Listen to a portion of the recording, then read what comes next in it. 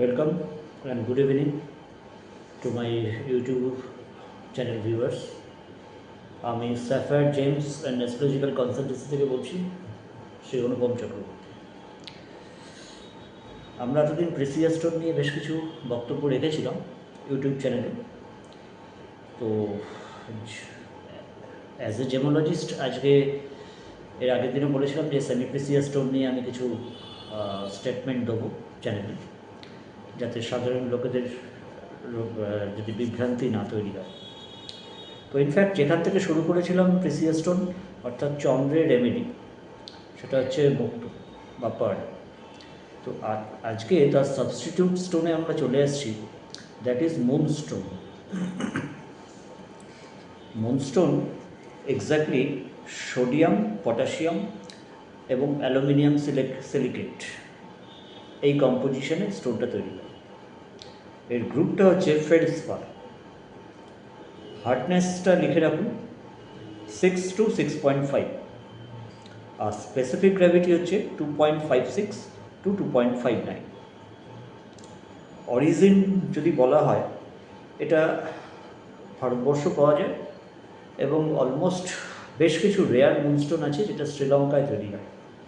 এবং শ্রীলঙ্কা মুনস্টোন বেসটা হোয়াইট তো হয়, এবং যেটাকে আমরা রেয়ার সিলোনিজ মুনস্টোন বলে থাকি, তার টেবিলে একটা খুব ব্লু একটা রে থাকে এবং সেটা কিন্তু ভীষণ কস্টলি মুনস্টোন। এবং ইন্ডিয়াতেও ওই ব্লুইশ মুনস্টোন পাওয়া যায়, কিন্তু সেটা ম্যাড্রাসি মুনস্টোন বলে চালানো হয়, কিন্তু তার মধ্যে ট্রান্সপারেন্সি লেভেল বা ক্ল্যারিটি অতটা ক্লিয়ার থাকে।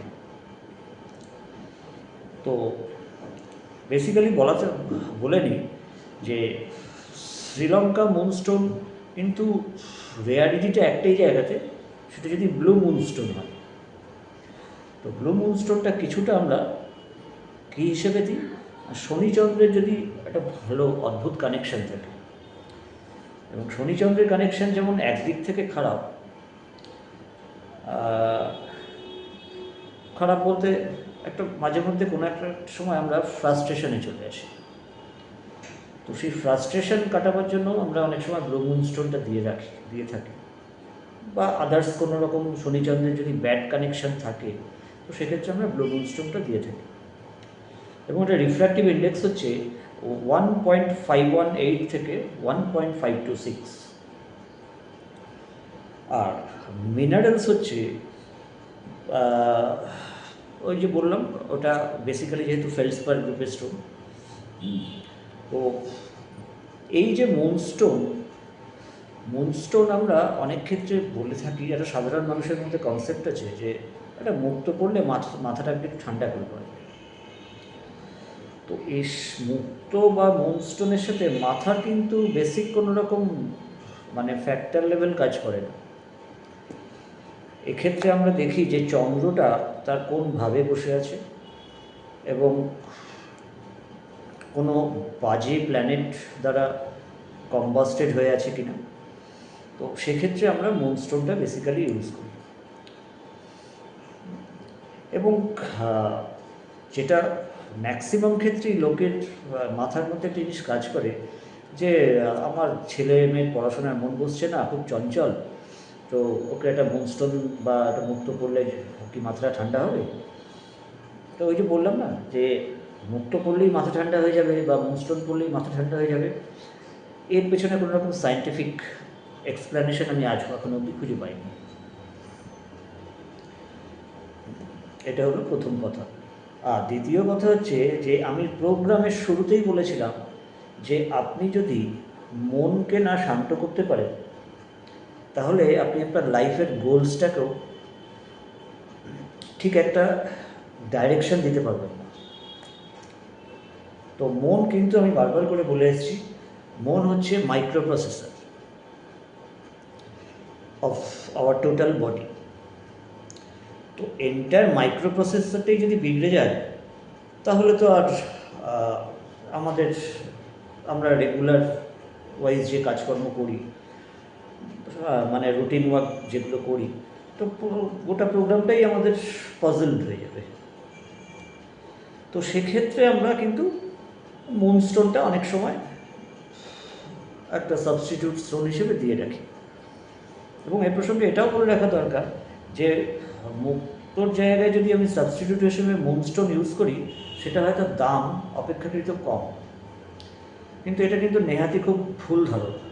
দেখুন, আমাদের ভারতবর্ষে যেসব মুনস্টোন, যেসব অরিজিন আছে, তো সেই সব মুনস্টোন হয়তো একটা দাম কম হতে পারে, কিন্তু সিলোনিস মুনস্টোন যদি তার সাথে ব্লু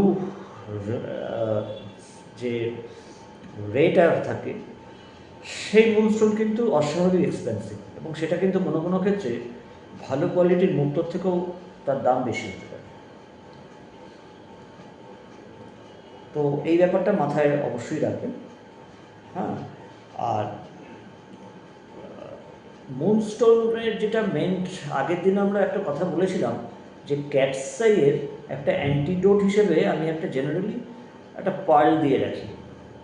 তো সেক্ষেত্রে পার্লটা যদি তার বাজেটের বাইরে চলে যায়, তো সেখানে আপনারা মুনস্টোনটা একটা লিটল ফিঙ্গারে ইউজ করতেই পারেন, বা ডান হাতের যেটা ইন্ডেক্স ফিঙ্গার, সেখানে আপনি এটা মুনস্টোন করতেই পারেন, কিন্তু সেটা কিন্তু আবারও বলছি ক্যাটসাইয়ের অ্যান্টিডোট। তো এই ব্যাপারটা যেন মাথায় থাকে দর্শক বন্ধুরা। আজকে এই অবধি বলেই মুনস্টোনের প্রোগ্রাম শেষ করছি, কারণ সেমিপ্রেসিয়াস, প্রচুর সেমিপ্রেসিয়াস আছে, সেটা নিয়ে আমার অন্তত পক্ষে যতটুকু সম্ভব মনে হচ্ছে 30-40টা প্রোগ্রাম যাবেই ইন ফিউচারে। কিন্তু সেমিপ্রেসিয়াস স্টোনও যে কোনো অংশে প্রেসিয়াস স্টোনের থেকে কম অ্যাক্টিভ বা এর কার্যকারিতা কম, এটা কিন্তু ভুল ধারণা।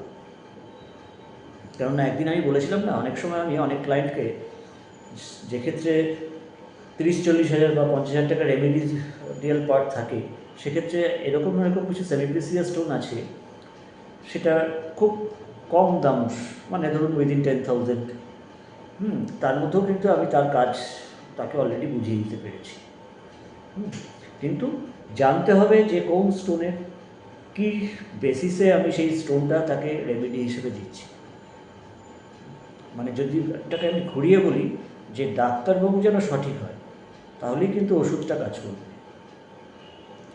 কেননা অনেক ভালো ভালো ডাক্তারকে আমি দেখেছি যাদের ওষুধ খুব দামি ওষুধ, কিন্তু সেই ওষুধ কাজ করে।